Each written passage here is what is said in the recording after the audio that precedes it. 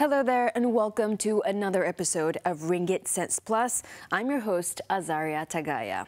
Now, on Ringgit Cents Plus, we've often encouraged our viewers to get adequate insurance coverage to protect yourself. So we were quite surprised to hear the story of Shahrum Ahmad. Shahrum had flown to London on December 12 to attend his daughter Nur Amalina's graduation. But he never got to do that. Unfortunately, just after arriving in London, Shahrum suffered a stroke. Now, he's now at a hospital in London. His family is burdened with a medical bill close to 70,000 British pounds, or almost 367,000 ringgit. This doesn't even include the cost that would be incurred in the case of his medical evacuation to bring him back home to Malaysia. Now, what is interesting in this case is that Shahrum had bought a travel insurance policy from AXA Akan General Insurance Berhad with a 300,000 ringgit cover before flying off. Shahrum's family has been trying to get the insurance company to pay for his medical bill and bring this husband and father home. Well, we decided to follow up on the story with AXA and the General Insurance Association of Malaysia, or PM, to get their comments. We spoke to Anthony Lee, chairman of PM, which has been following the case. What we've done straight away is we notified the insurance company here in Malaysia, particularly got hold of the CEO, to let him know that this case is very urgent and needs their urgent attention. When we reached out to AXA, they gave us this statement stating that they've been in contact to offer further assistance to the family and will not comment on the details. News Straits Times correspondent in London, Zahara Othman, who has also been following the story, managed to speak to Nur Amalina on her father's condition. He's stable in his own way. He opens his eyes sometimes, he moves his hands sometimes, but probably he's not fully awake. But the doctor informed me and the hospital informed me that he's fit to fly and he's okay for us to bring him back home. The family has been in negotiations with AXA over the last few days. According to Nur Amalina, AXA's position has changed a few times. The family was initially told that they have to pay first for both the hospital bill and his medical evacuation and then claim it back from AXA. However, in the latest communication to the family, AXA has changed its decision again. They say that both medical expenses and repatriation are not payable since they say this is a pre-existing, they classify it as a pre-existing illness, so they will not pay us for medical expenses as well as repatriation. But they do offer us Ringgit Malaysia 100,000, but we, for now, me and my family decided not to accept the offer due to some reason. With the information we got from Nur Amalina, we decided to take a closer look at the travel insurance policy Shahrum bought and what the fine print said. We found a copy on AXA's website and read through it. We spotted a few things of note. Under Section 3, Medical and Other Expenses, it states that AXA will reimburse you as a direct result of bodily injury or illness. Notice the use of the word reimburse. That means you pay first and then submit your claims upon your return to Malaysia. Under that is Section 3A, which is about hospitalization. The policy will make advance payment to the hospital if you get into an accident. However, it does not mention anything about hospitalization for illness. The policy also defines pre-existing medical conditions as having received medical treatment, diagnosis, or advice from a doctor for a condition within a 6-month period before the start of the policy. It's a pretty broad definition, but it basically means if you already have a medical condition such as heart problems and you do get a heart attack overseas, the policy will not cover you. This isn't the first time someone has traveled overseas, gotten sick, and is saddled with a large medical bill. While not specifically commenting on Shahrum's case, Anthony Lee, the chairman of PM, says that pre-existing medical conditions are the most common reasons why a claim for a travel insurance policy is denied. Yeah, pre-existing is definitely one, right? That's typically one where people are concerned. And there's usually an argument about is it a pre-existing condition or not. And sometimes it can be a bit gray, right? Because in typical medical conditions, it's not always black and white, whether the resultant ailment was as directly caused by the pre-existing condition or not. So this is where you need very good experts on hand to, assess the situation and make a determination. You should actually talk to your doctor and say, I'm going to go on this travel. Do you advise it, right? So, a typical example is, with low-cost carriers, everyone's very adventurous. And we typically get families taking their grandparents, going to China, walking up some beautiful mountain. The air is very thin. They've never done any exercise. Suddenly they're hiking up, 1,000 meters. That's going to be bad. You're going to be stressing yourself. So make sure you go on a holiday that is suitable for your medical condition, I would say. We asked Lucas Oy, the Director of Insurance at Ringgit Plus. Is it common for travel insurance companies to ask travelers to pay for their medical bills first while overseas before making a claim from the insurance company? Some travel insurance policies, they actually will pay for your medical expenses upfront. Terms like cashless medical claims or medical expenses.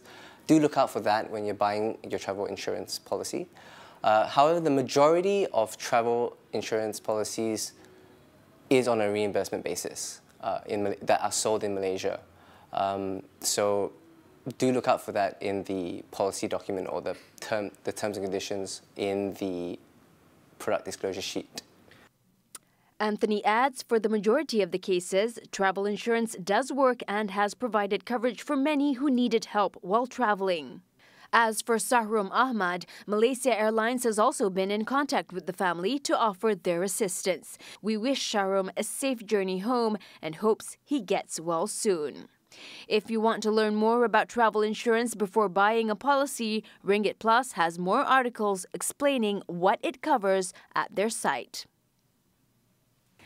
On our Facebook page, we've been receiving questions from viewers on how to better manage their money. We received quite a few requests for help from fresh graduates. So after the break, we're going to be doing a financial makeover for a fresh graduate. In the meantime, like our Facebook page and find us on YouTube. We have many more personal finance tips for you. See you in a bit.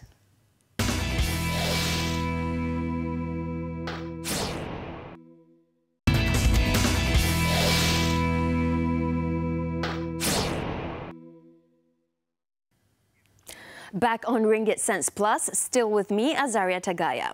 Over the past few weeks, we've been receiving questions from viewers on our Facebook page about managing their money. Now, we've received quite a few questions from fresh graduates asking what are the best ways they can get a head start to be on track with their finances. So in our next story, we decided to do a makeover for our former intern, Nurul Ain Muhammad Yazid. We asked two senior licensed financial planners from the Financial Planning Association of Malaysia, what tips can they offer Ain? And perhaps all fresh graduates who are in the early stages of their careers can learn a thing or two from this feature.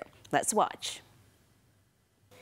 So for today's financial makeover, we have Ain. Ain is actually a former intern for us, and we recently just hired her as a freelance assistant producer for Ringgit Cents Plus. Now, Ain is someone who is a fresh graduate, has a non-fixed income, and already has a few debts to settle. So we want to know how our licensed financial planners can actually help Ain in her financial makeover. So we have Rafiq and Rajan to help her and give her some of the best tips.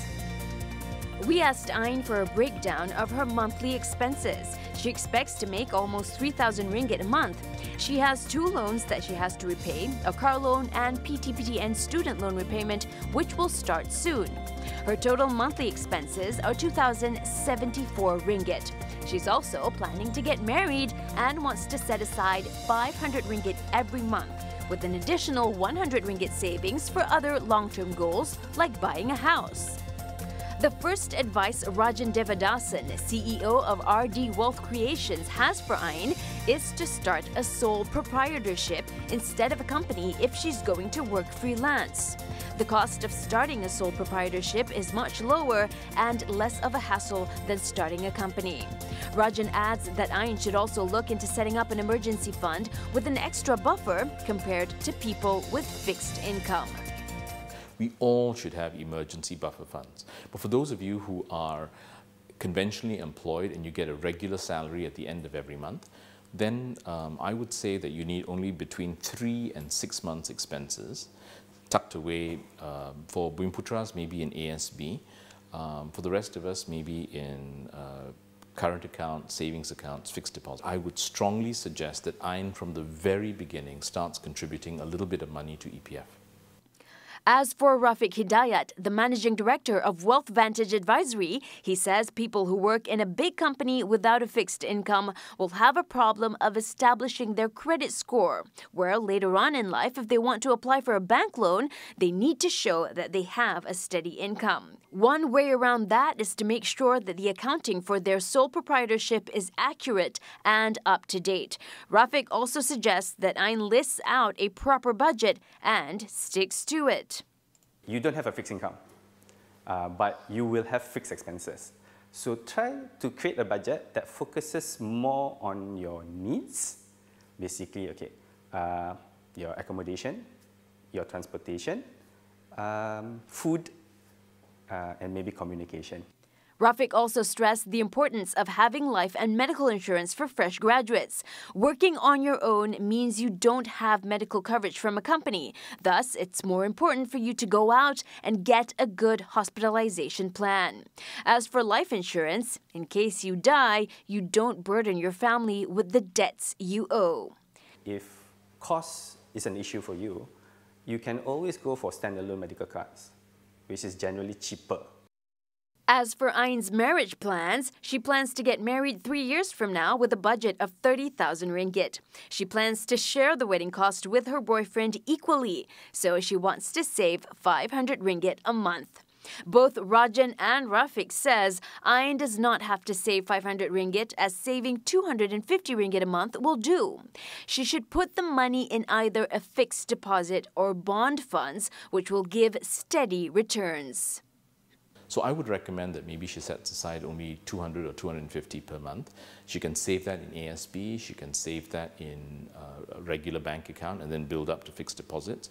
Or because the wedding goal is only 3 years away, I believe she should not take any equity type risk. So she can still use unit trust, but I would probably recommend a bond fund of some sort. As for her loans, Rafiq says Ain should start paying off her PTPTN loan as soon as possible and pay more so she's not burdened by the loan over time. As for her car loan, Rafiq says Ain should not have bought a car, as she's spending 1/4 of her income on the car loan, fuel and toll. Instead, she should take public transportation.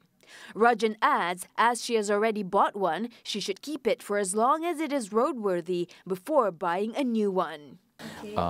I think what you may find particularly helpful is if you go out and you buy yourself a little notebook, something like this, and for the next 3 months, do the best that you can to actually track all of your expenses, everything that you spend, little or large, whether it's cash or credit cards or whatever else, and use that and match it against your budget.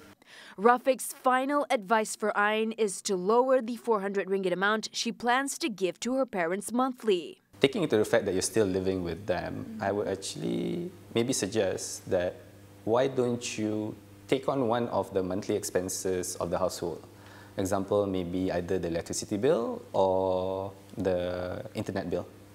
It would still be about 150 to about 250 a month, so which is slightly lower than what you are thinking of doing, but at the same time, it still fulfills your requirement of giving back to your parents. In summary, fresh graduates should find ways to reduce their expenses and don't get into any debts like car loans until they can truly afford it. Emphasize in investing money instead of spending money. Is managing money as a single person living in the Klang Valley any different than if you're married and raising a family? Next up, we take a look at a few more financial profiles handed in by our viewers and sit down with Han Liu from Ringgit Plus to talk over the details on what kind of financial makeover plan he would suggest. That's next. Don't go away.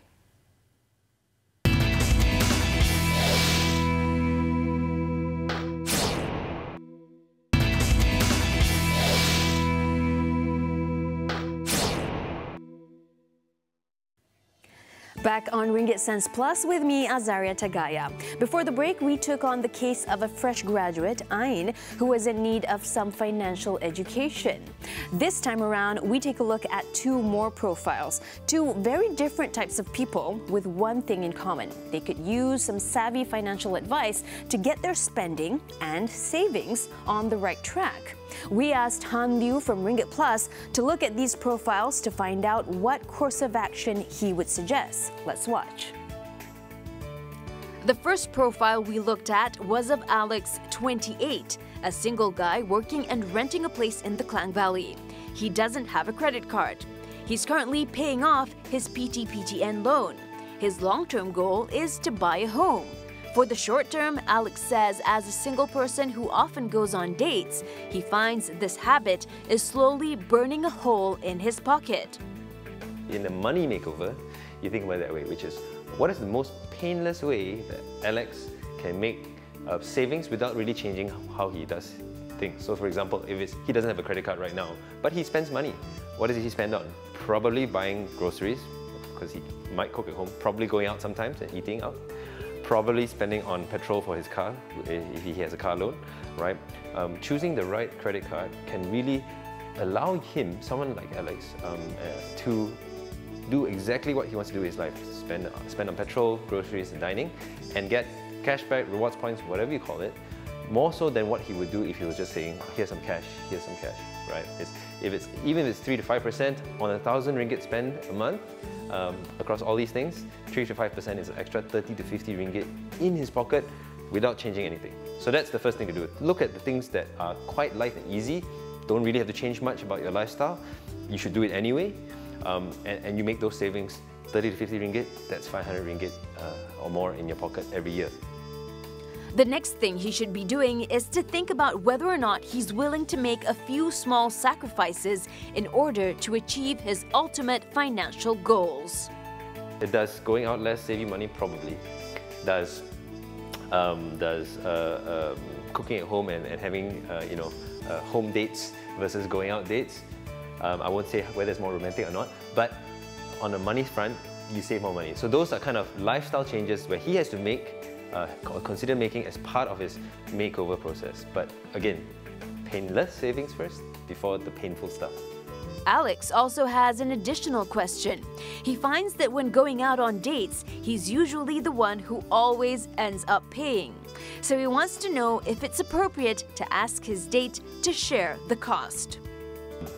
A simple trick or simple example I generally look at is to establish the financial discipline within your relationship. So one key trick which I would encourage everyone to do is go, okay, how about this?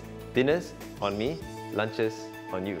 Han offers this tip as a more practical alternative that can help to cut the cost of going out in half. Here's a breakdown of Alex's monthly spending.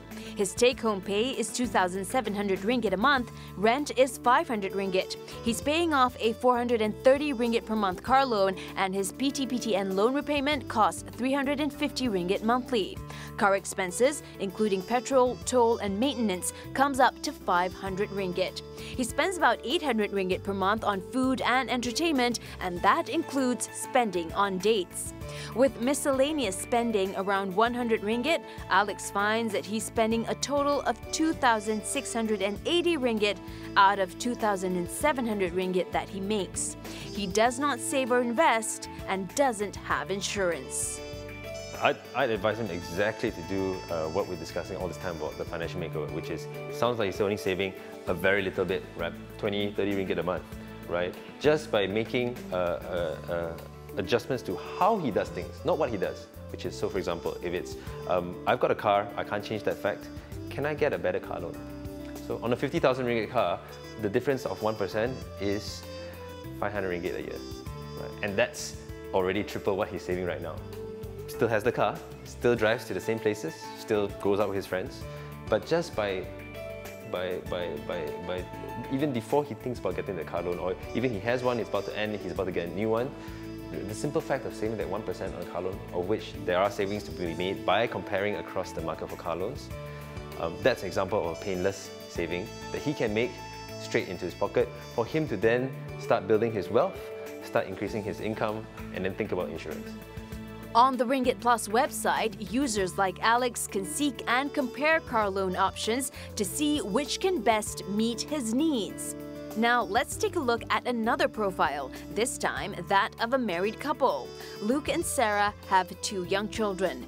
They have a take-home salary of 7,500 ringgit and have bought a house in the Klang Valley. They have a family car and their kids go to daycare.